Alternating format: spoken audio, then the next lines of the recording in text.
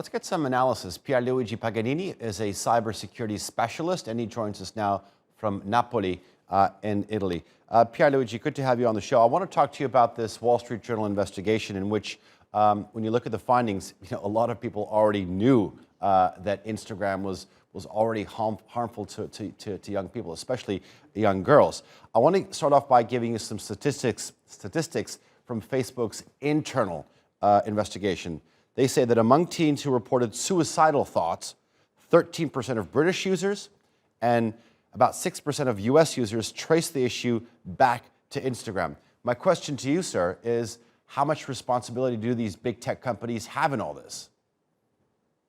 Well, this data demonstrates that tech companies have a greater responsibility about the impact on the users of the content they publish, and especially teenagers. Allowing or blocking some contents can influence the sentiment of target audience on specific topics.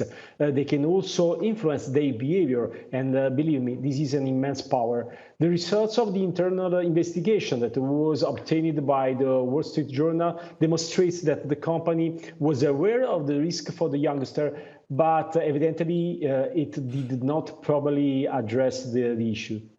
The head of Instagram, sort of when making this announcement, said it was the right thing to do.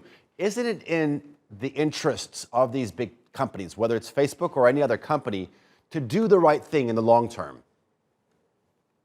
Sincerely speaking, I believe that there is a poor ethic in the behavior of most private social media companies. They have a unique goal: make money and attract the larger number of users as possible. The problems that we are discussing right now are considered in many cases collateral effects that could be addressed later, after, for example, the media will start speaking about the problem.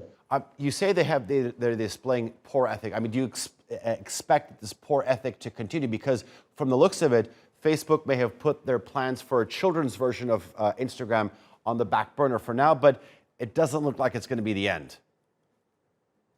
I believe that they have a problem right now, and they are already working on a solution from both technical and legal aspects in order to solve the problem. It's curious, but I also believe that the companies like Facebook, Instagram can take advantage of these moments to demonstrate their attention to the kids and to increase their brand reputation. So for them is an opportunity.